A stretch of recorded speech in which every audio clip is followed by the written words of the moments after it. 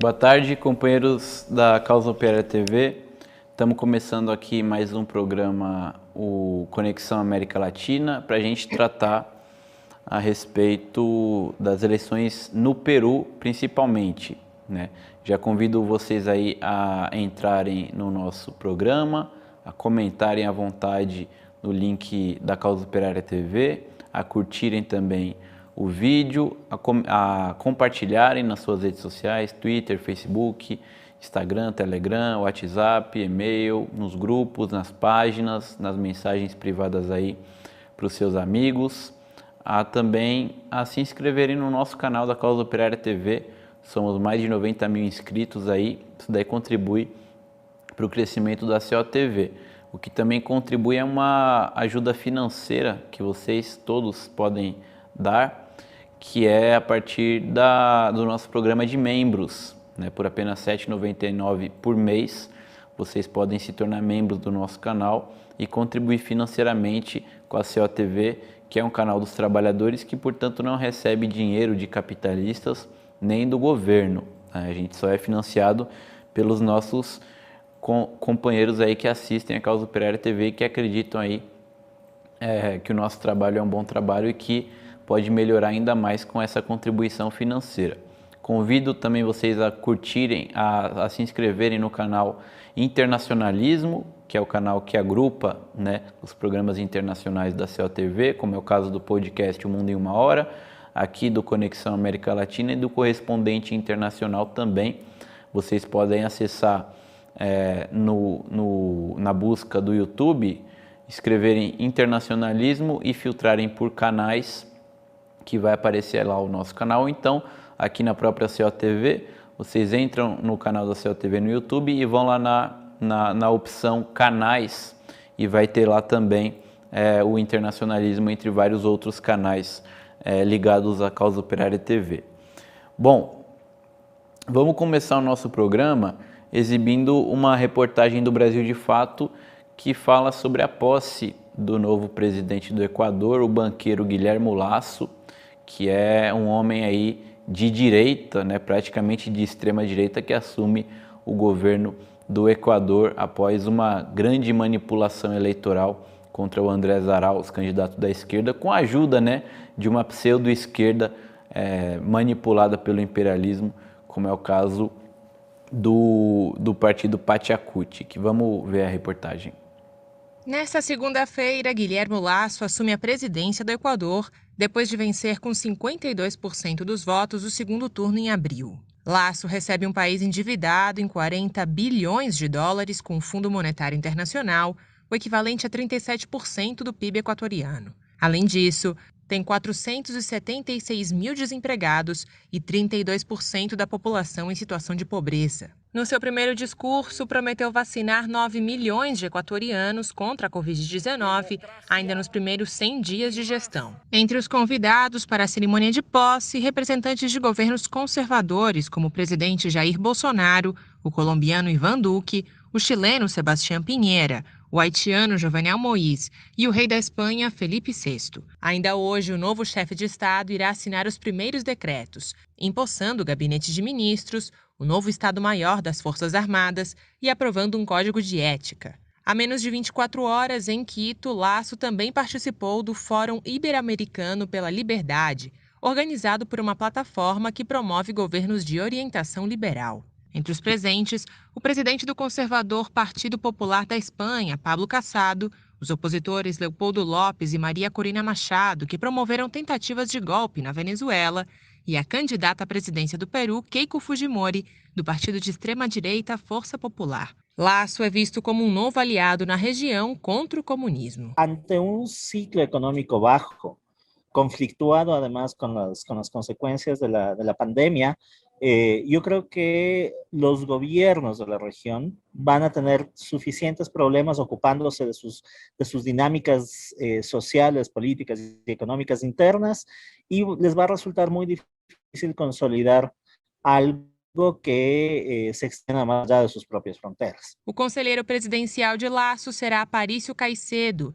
presidente do Tanque de Pensamento Equador Livre, que faz parte da Rede Liberal da América Latina.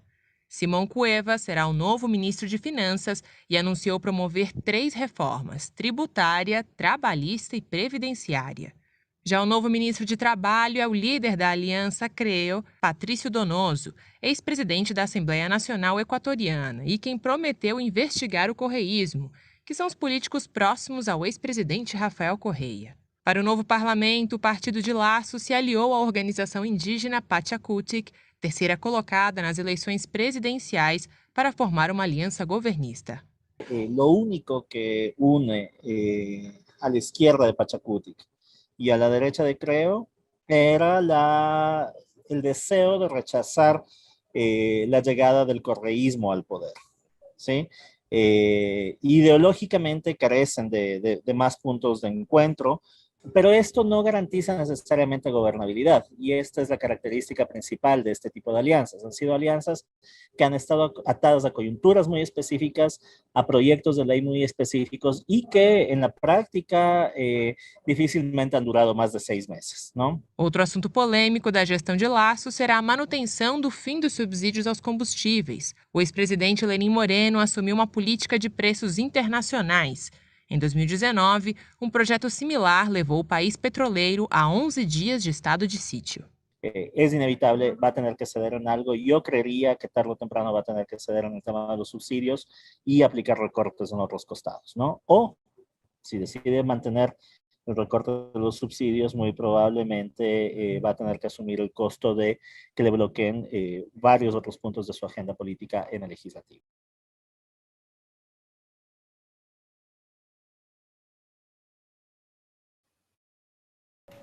Vocês viram aí, né, que falou-se que a Keiko Fujimori, candidata à presidência do Peru, participou aí da posse do Lasso no Equador. Vocês viram quem mais participou, né, o próprio Bolsonaro. Isso daí mostra, né, um alinhamento aí da direita e da extrema-direita continental que entra, né, ou que já está no governo dos países latino-americanos após a onda de golpes aí que varreu o continente no último período. E no Peru, né, que está em uma situação extremamente instável, né, também depois de sucessivas quedas de presidentes, sucessivos escândalos aí de corrupção, incluindo, né, suicídio aí do Alan Garcia, que foi presidente do país. O Peru encontra-se também em eleições presidenciais. A gente já falou aqui, né, que houve o primeiro turno, no qual o Pedro Castillo, candidato da esquerda, ele ficou em primeiro, com um percentual pequeno de votos, né, e a Keiko Fujimori, quem compareceu aí à posse do Lasso, ficou em segundo lugar, com um percentual logicamente ainda menor de votos. Eles vão fazer o segundo turno, estão disputando o segundo turno, que vai ocorrer agora em junho, né? E uma eleição extremamente polarizada, né, entre um candidato de esquerda e uma candidata de extrema direita. Para falar sobre as eleições no Peru, a gente está aqui com nossa companheira Kathleen Van Betum, que é holandesa, ela vive aqui no Brasil, mas que já viveu durante muito tempo no Peru, né, e acompanha a situação no país. A Kathleen, ela morou no Peru, na cidade de Cusco, de 2002 a 2008, e depois de 2011 a 2014 em Lima, né? Então ela é uma especialista aqui no Peru para falar com a gente aqui no nosso programa. Boa tarde, Kathleen. Muito obrigado aí pela sua presença no Conexão América Latina. Boa tarde. Boa tarde, Eduardo. Boa tarde a todos. Vocês estão me ouvindo bem? Sim, estamos ouvindo. Bom, vamos começar a nossa conversa. Eu li aqui um artigo de opinião do Washington Post de hoje, em que ele fala sobre justamente essa polarização nas eleições no Peru e os ataques contra a imprensa por parte principalmente dos partidários do Pedro Castilho. Queria que você falasse qual que tem sido aí a relação dos partidários do Pedro Castilho, do próprio Pedro Castilho com a imprensa e também porque existe, né? Você inclusive já me falou sobre os ataques da imprensa, né, contra a candidatura do Pedro Castilho e o que você tem visto aí na imprensa peruana sobre o Pedro Castilho e sobre a Keiko Fujimori. Você percebe que existe um apoio maior da imprensa a Keiko Fujimori? Existem mais ataques contra o Pedro Castilho? Queria que você falasse um pouquinho sobre isso para a gente começar o nosso bate-papo. Ok, então essa polarização sempre existiu, né? Pode-se dizer, mas está chegando agora a extremos. Então, a Keiko Fujimori, como já conseguimos ver na reportagem sobre o Equador, representa a extrema-direita na América Latina, né? O neoliberalismo total, e então a política já implementada pelo pai, né? O Alberto Fujimori, e uma política autoritária, né, um aumento do poder da polícia, da repressão. Mas ela, neste caso, ela já participou de várias eleições, mas nunca chegou a vencer. Só que agora, tendo como outro candidato o Pedro Castillo, que representa a esquerda, a Keiko Fujimori tem o apoio total da imprensa capitalista, da elite financeira, e então você consegue ver que a grande imprensa fala dela só de uma forma positiva.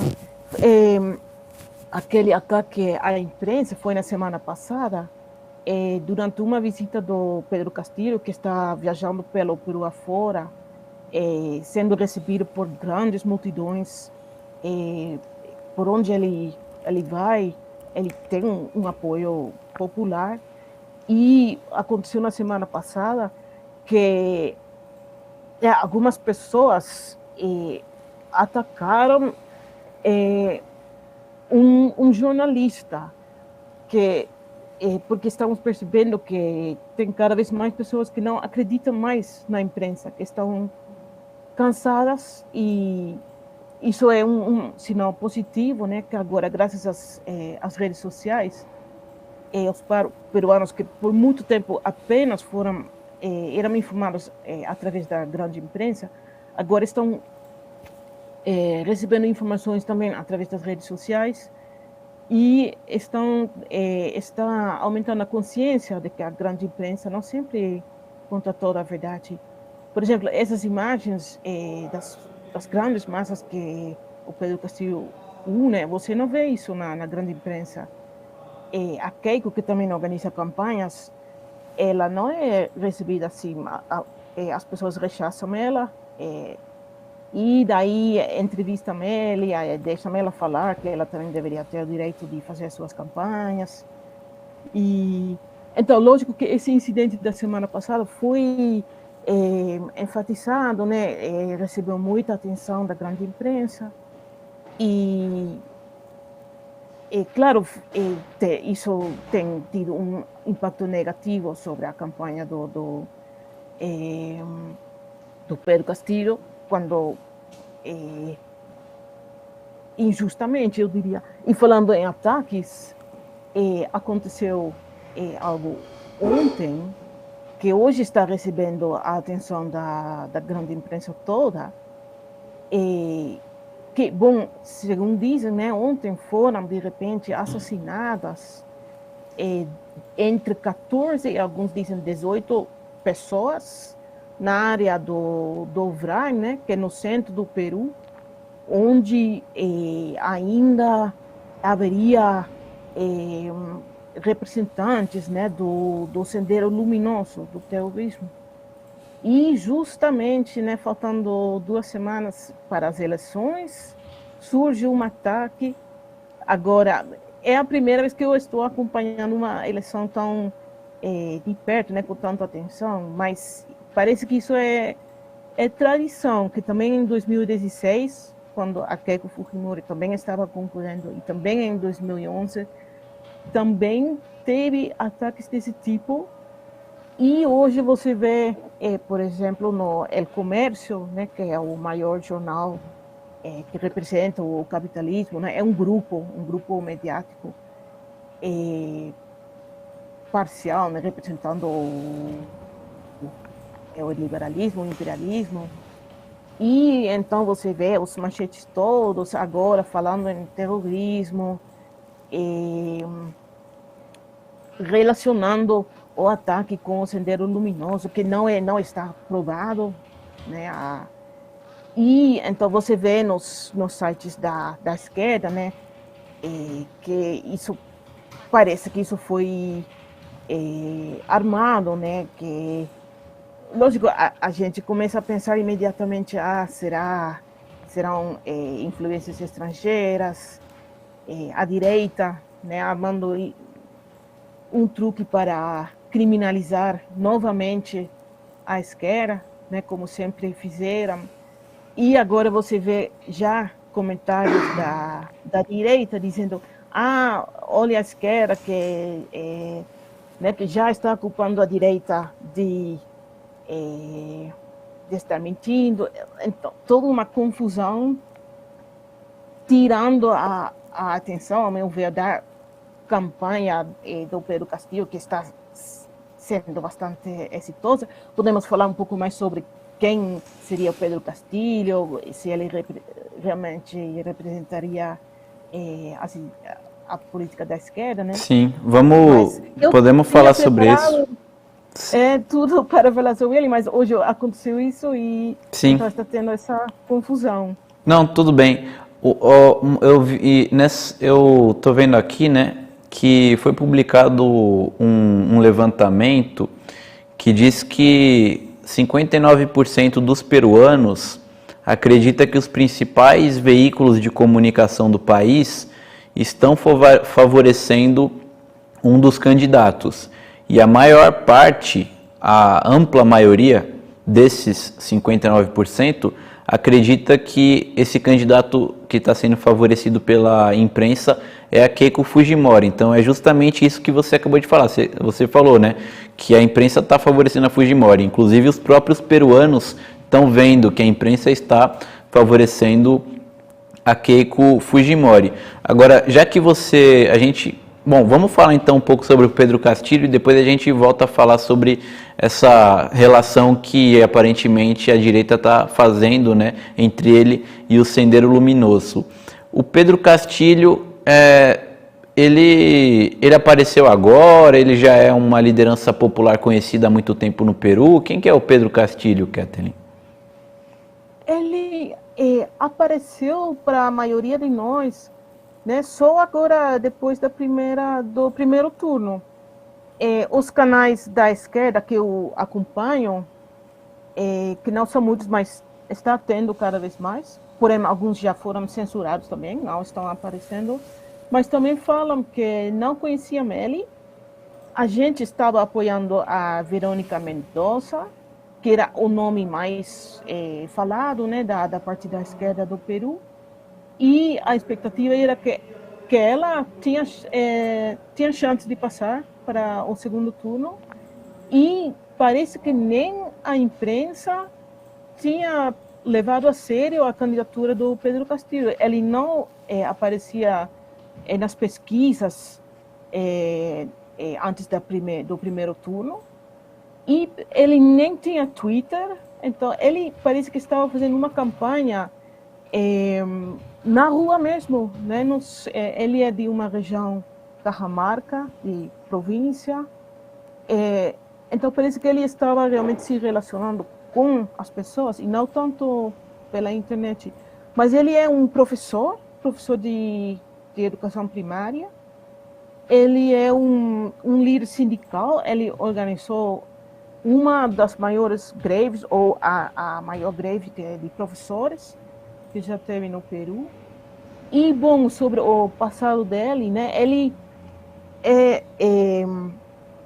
é o que se diz um rondeiro, que na época que atuava realmente o Sendero Luminoso, que agora realmente não está tendo mais, né, esse tipo de ataques normalmente. Mas, bom, sobre o Sendero Luminoso, defender o Sendero Luminoso, eu diria que é, no mínimo, delicado, né? E na época surgiram essas rondas campesinas que eu diria que não eram grupos reacionários ou realmente contra-revolucionárias. Como a maioria das pessoas, né, lá os camponeses, não entendiam o que estava acontecendo. O Sendero Luminoso começou a usar a violência sem realmente ter realizado um trabalho de preparação, de instrução das pessoas. Então, as rondas campesinas atuavam tipo como uns intermediários entre as pessoas, né, o povo e os representantes do Sendero. E também quando começou a repressão, né, do ditador, né, Alberto Fujimori, aí então nos povoados eles eram atacados ou pelo Sendero ou pelas Forças Armadas, né? Então as rondas atuavam tipo como uns intermediários e para proteger o povo, porque tanto o exército quanto os soldados, né, do Sendero roubavam, matavam. Então, esse teria sido o papel dele. Agora, a direita está acusando ele, né, de ter sido parte do Sendero Luminoso. Isso é um debate que se pode ter. Ele diz que não, né, que não é um terrorista criminoso. Deixa eu ver se eu entendi só. O Pedro Castilho, ele chegou a ser uma espécie de prefeito, né, de uma cidade pequena do interior do Peru, e durante esse período ele chegou a atuar contra o Sendero Luminoso, é isso? Não tanto contra, mas mais como um protetor do povo. Ou seja, é complicado. Criticar qualquer pessoa peruano que critica o Sendero Luminoso, pessoalmente, eu não sou experto no assunto, né? Não sou analista política, mas defender o Sendero Luminoso e o que eles faziam é complicado. Entendi. E as ideias básicas até podem estar certas e podemos concordar, mas quando você lê, né, eles realmente, sem ter a base que é necessário, né, para realizar qualquer revolução, não faz sentido. Então, eles, sem estar preparados, parece, eles atacavam, roubavam, sequestravam crianças, e os camponeses não entendiam nada, se sentiam ameaçados. Claro que não queriam ter suas crianças sequestradas, né? O Sendero Luminoso sempre foi um grupo muito confuso, né? Eles se reivindicam maoístas, né? E como tais, eles sempre foram muito sectários, tinham que ir para o campo, se isolar da população para de lá fazer a luta armada, né? Através de ações que a gente chama ações foquistas, né? Fazer um ataque a um lugar, depois fazer um ataque a outro lugar, ao invés de organizar as massas operárias na cidade, né? Eles optaram por fazer um trabalho no campo. E também a gente tem que entender que, como você falou, o principal período de atuação do Sendero Luminoso foi justamente durante a ditadura do Alberto Fujimori, quando o governo peruano ele impôs ali uma repressão enorme, né, contra o Sendero Luminoso, ataques terroristas por parte dos próprios militares contra o Sendero Luminoso, né, que acabou ficando em uma situação muito complicada, né, a guerrilha peruana. E inclusive dizem que um ajudava o outro, que o próprio Fujimori financiava o terrorismo para justificar sua política repressiva. Tem até analistas, eu não tenho como confirmar, mas é muito provável que a própria CIA estava envolvida. Tem que dizem que o Sendero todo, né, foi, na verdade, uma armação. Eu não tenho como confirmar, mas que a ideia toda era que Sendero atuasse dessa forma para criminalizar a esquerda no Peru para sempre. E se foi isso o objetivo, foi isso que conseguiram. Eu pessoalmente acho que existem muitas, né, muita coisa aí na imprensa e também por parte da própria direita, né, para justificar a repressão, tudo, mas o Sendero Luminoso não foi o único grupo que apareceu na América Latina que atuou conforme o método de guerrilhas, né? A gente tem as Farc, a gente tem o ELN, né? Então eu acho que o Sendero Luminoso ele é um movimento que nasceu de uma maneira legítima, com as reivindicações legítimas. E a direita tenta, é muito nebuloso, né, o caso do Sendero Luminoso. E aí tem esse ataque que você citou, né, e que a direita está tentando, né, atribuir ao Sendero Luminoso, sendo que é muito estranho, porque como você falou, o Sendero Luminoso há muito tempo não tem uma atuação dessa forma, né, então... E aí, a partir de agora, faltando poucos dias, né, as eleições vão ser dia 6 de junho, faltando poucos dias, aparece esse ataque. Eu acho que é muito provável que tenha sido, na verdade, de repente, a própria direita feito esse ataque para culpar o Sendero Luminoso e colocar, né, o Castilho ali como um aliado do Sendero Luminoso.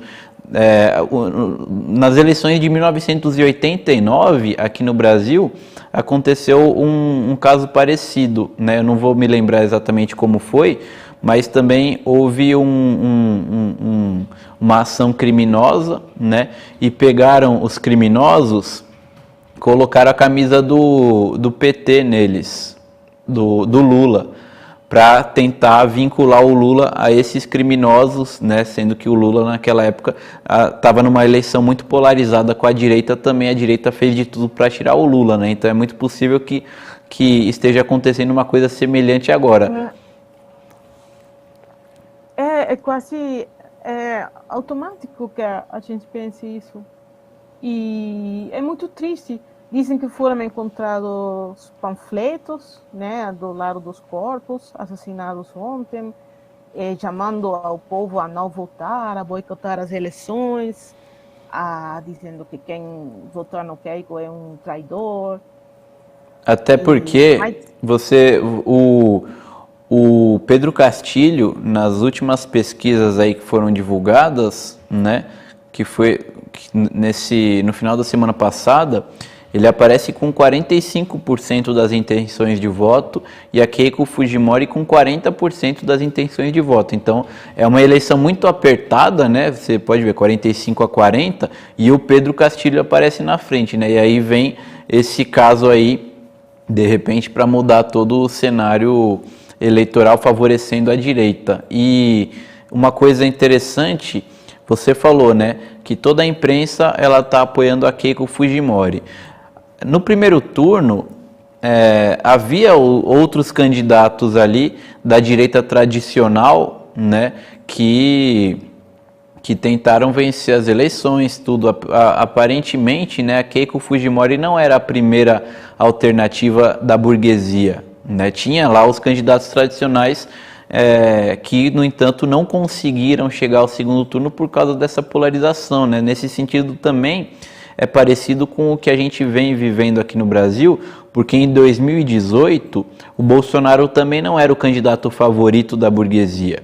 Tinha, por exemplo, o Geraldo Alckmin, do PSDB, que é o partido tradicional da burguesia, que foi também um fiasco nas eleições, né? E o Bolsonaro, um candidato de extrema direita, foi melhor que o Alckmin, e como no segundo turno era Bolsonaro contra o PT, a burguesia e o imperialismo, que tinham acabado de dar o golpe, tirando o PT do poder, eles não gostariam de ver o PT no poder de novo, logicamente, e acabaram apoiando o Bolsonaro à extrema-direita, né? E no Peru é curioso porque a situação também está muito parecida, né? A Keiko Fujimori é a única alternativa hoje da burguesia e do imperialismo contra a esquerda, né? Tanto é que o Mário Vargas Llosa, né, famoso escritor peruano, que já faz muito tempo tem uma atividade bem forte na política peruana, né? Ele é um conservador, um neoliberal.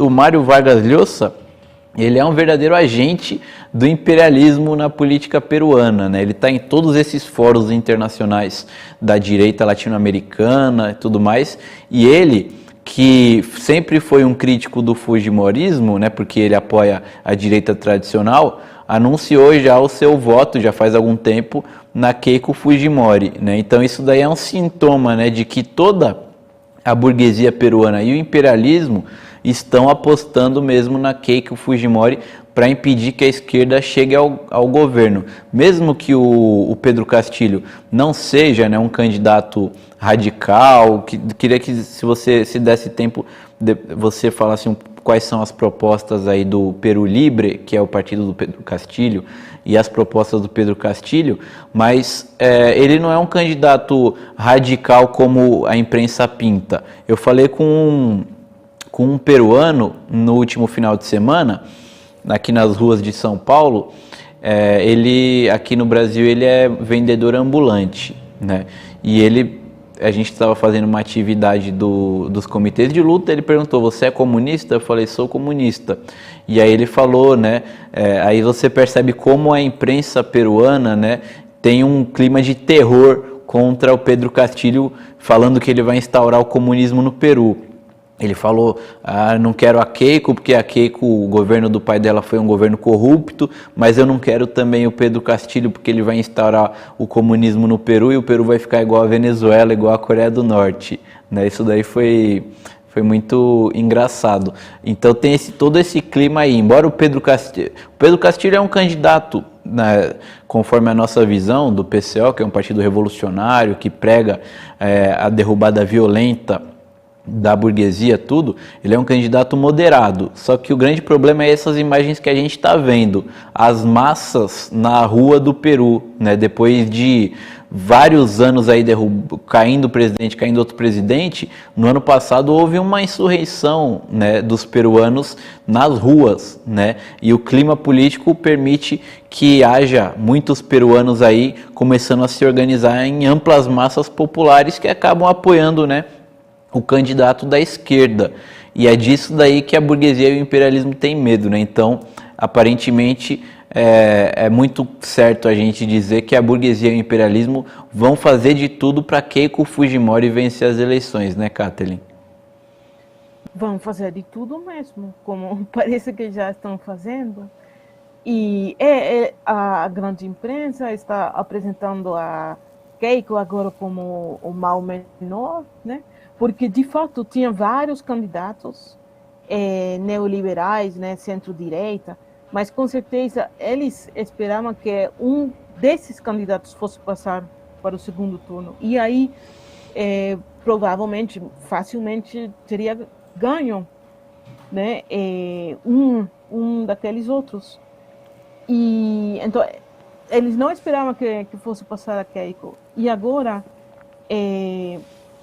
como você falou, o anticomunismo é muito forte, mas o antifujimorismo também é muito forte. Então agora vamos ter que ver o que será mais forte afinal de contas, porque eu estou vendo nas redes, né, que realmente teve marcha já, Fujimori nunca mais, a corrupção, né? E nesse caso as denúncias de corrupção são verdadeiras, né? As denúncias de corrupção contra Keiko aí não é lawfare. Quando eu morava lá, o que sempre eu ouvia era o povo reclamando, né, da corrupção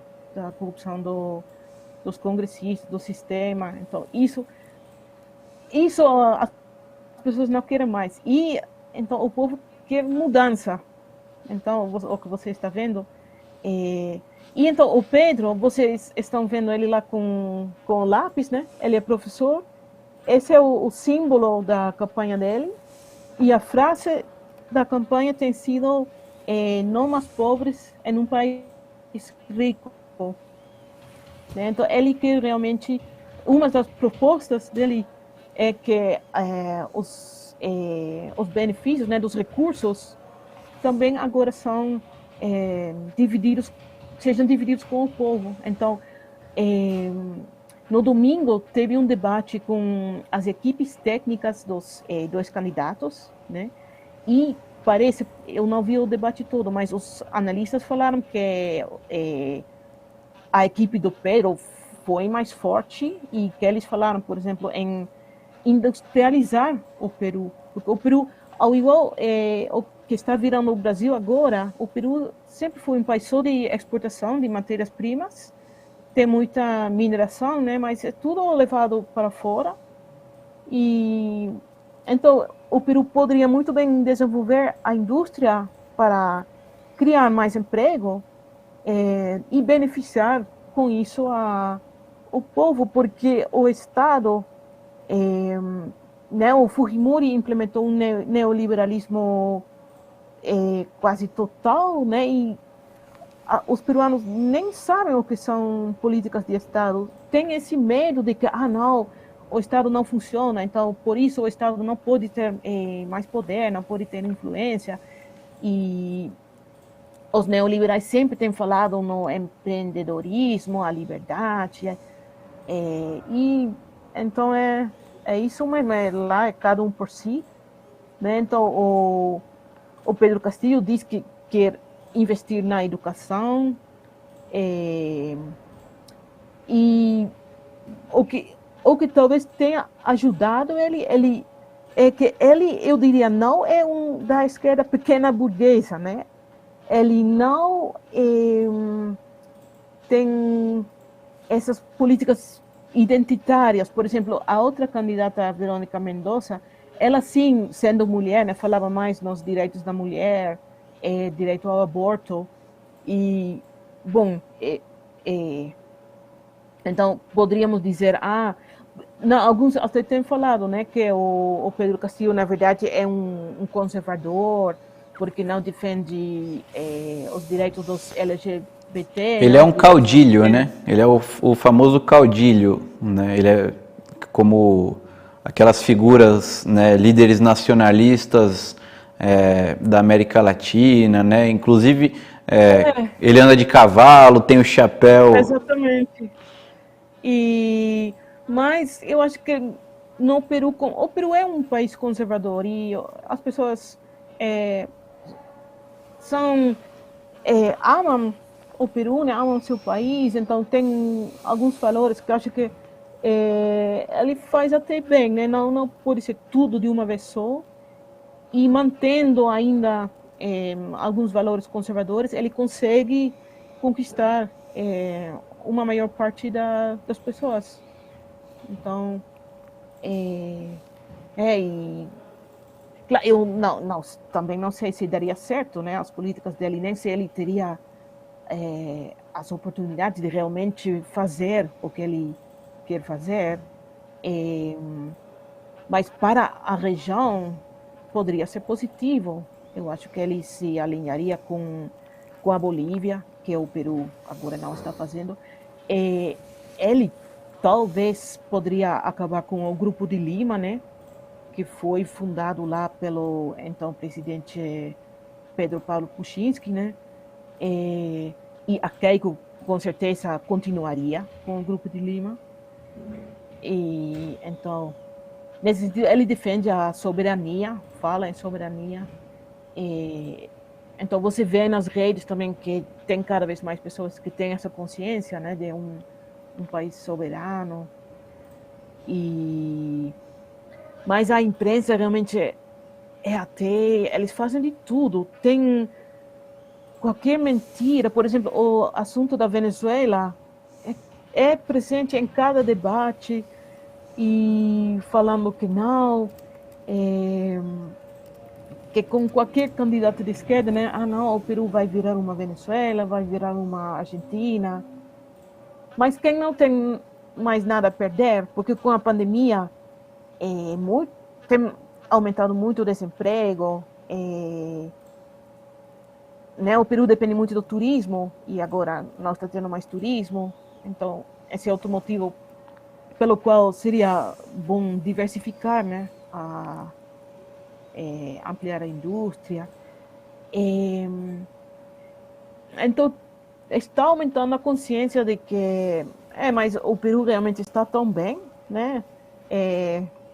Né? Será que o Peru não é já uma Argentina? Será que realmente aqui a situação está melhor? Né? Teve agora o Alberto Fernandes na Argentina, que restringiu a exportação da carne para abaixar o preço da carne para os argentinos. E no Peru já circulou o boato de que o governo comunista da Argentina estaria roubando as vacas dos camponeses. Sobre o tema da Venezuela, no Peru esse está muito presente porque o Peru recebeu um grande número de refugiados, né? Depois da formação do Grupo de Lima, depois já com qual é o nome do outro presidente? Aquele que foi empichado no ano passado, o Vizcarra. Dizem que quando começaram as sanções, né, contra a Venezuela, o Vizcarra fechou um acordo com a Embaixada dos Estados Unidos para que o Peru recebesse todos os venezuelanos sem qualquer restrição. Então, eles receberam. Na Venezuela, dizem que a direita fez uma campanha de que podem ir para o Peru, que tem trabalho. E muitos foram, atravessando a Colômbia, o Equador, alguns até chegaram a pé. E realmente, a última vez que eu fui foi em 2019, o ano retrasado. Realmente, estava tendo muitos venezuelanos. E é muito triste. Claro, alguns se deram bem, mas não todos. Então, daí, as mentiras sobre a Venezuela, né, a campanha contra o Maduro, tudo isso. E, claro, o Peru já não tinha capacidade de receber uma quantidade assim de refugiados, porque já tinha pobreza, desemprego. Então, isso fez com que aumentasse que surgisse a xenofobia, coisa que nunca antes tinha tido no Peru dessa forma. E é compreensível, porque como não tinha restrições, entrou qualquer um, e também, claro, alguns criminosos, né? Então, onde tem pobreza, aumenta a criminalidade. Então, qualquer incidente criminoso que envolvia um venezuelano foi aí ressaltado pela imprensa. E agora, em cada eleição é usado esse argumento que conhecemos aqui muito bem, né? Que o Peru vai virar uma Venezuela. E, bom, está aumentando a consciência. Eu vi um vídeo de um venezuelano no Peru falando: nossa, com o que eu pago aqui pelo gás, o Peru tem gás, né? Mas exporta, então o gás é muito caro para os peruanos. Até ainda não chegou ao nível daqui no Brasil, mas é caro. E o venezuelano falou: com o que eu pago aqui, né, por um botijão de gás na Venezuela, eu tenho gás para o ano inteiro. Mas vamos ver. Dizem, né, os canais que eu acompanhei, o que eu estou acompanhando, que cada vez menos pessoas acreditam na imprensa, que está tendo cada vez mais consciência. Mas, pessoalmente, eu conheço várias pessoas que sim acreditam e que têm esse medo ao dito comunismo, né? E, então, isso é real. E tem até um fenômeno lá no Peru, que é de qualquer candidato, pessoa, político que fala em direitos sociais, acusar ele de estar relacionado com o terrorismo.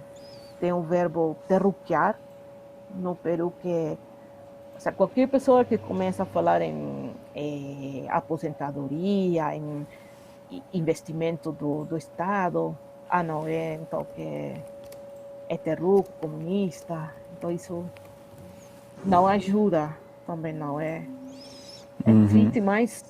E também dizem alguns que, depois do debate do domingo, porque essas pesquisas que apontam uma diferença de 5%, né, 45% para ele e 40% para a Keiko, dizem que na realidade a diferença é maior, só que as pesquisas foram achicando a diferença para aí fazer que o resultado, né, que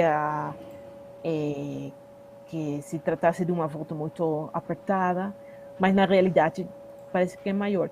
E tem uma porcentagem dos eleitores que diz que vai votar em branco, que não vai votar, por achar que uma escolha muito difícil, né, não quer nenhum dos dois, e por causa da pandemia também, né, pode influenciar.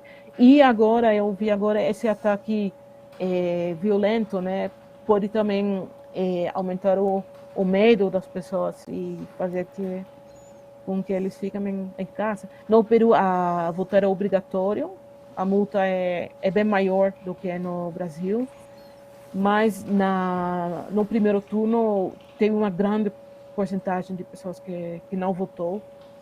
Então, qualquer né, seja qual seja o vitorioso, talvez não tenha um apoio muito amplo. E se o Pedro de Castillo ganhar, alguns dizem que depois já poderia haver um golpe de Estado, né? Isso é um risco, né? Levar em conta essa possibilidade. E a imprensa também mostra ele como alguém sem experiência, que não saberia muito de economia, de política. Mostram justamente as falas dele, onde ele não fala muito claro, não sabe responder. Isso poderia até ser verdade, e haveria de ver como ele se movimenta, né, no circuito da política, quando a Keiko Fujimori já tem décadas na política, então dá para perceber que ela sabe o que dizer, parece, né, saber o que faz. Parece que o que fica claro, né, é que a burguesia vai fazer de tudo aí para que o Pedro Castillo não vença, né? Você disse aí que existe um risco de um golpe de Estado, porque a situação na América Latina tá sendo assim, né? O imperialismo tirou a esquerda do poder, onde não tirou a esquerda do poder, manteve ali a direita e aprofundou a ditadura, então não quer a esquerda no poder de jeito nenhum, né? Então vai fazer de tudo para Keiko Fujimori ganhar, e de repente, né, caso o Pedro Castillo ganhe, o imperialismo pode realmente, né, tentar preparar aí um golpe, porque percebe, né, que as massas aí na América Latina inteira, inclusive no Peru, como a gente viu as imagens, elas estão começando a se mobilizar, né? O imperialismo não quer nada disso. No entanto, né, mesmo com caso a Keiko Fujimori vença, tudo mais, isso não vai resolver a situação, né? Os peruanos muito provavelmente vão continuar mobilizados, porque essa daí é a tendência em toda a América Latina. A gente está terminando aqui o nosso programa, Kathleen. Queria agradecer bastante a sua participação, foi muito explicativa aqui, né? A gente não tem informações no Brasil a respeito do que acontece no Peru, né? E as suas análises, as suas informações, né, foram muito boas aí para explicar para a gente o que está acontecendo no Peru. De repente, né, depois das eleições, a gente pode marcar mais uma vez aqui de você participar para terminar, né, porque com certeza tem muito mais coisa para a gente falar do Peru, e a gente pode marcar para uma próxima, viu? Obrigado, Kathleen. Valeu. Valeu. Beleza. Obrigado também a todo mundo aqui que acompanhou o nosso programa, comentando no chat, como o Lino Alves, o Adriano Teixeira, o Adalberto Pereira. Valeu a você que assistiu. Fique agora com o podcast Quarto Caderno, apresentado pelo companheiro Henrique Arias, e logo depois às 4 da tarde, com análise política na TV 247, com o companheiro Rui Costa Pimenta. Tchau.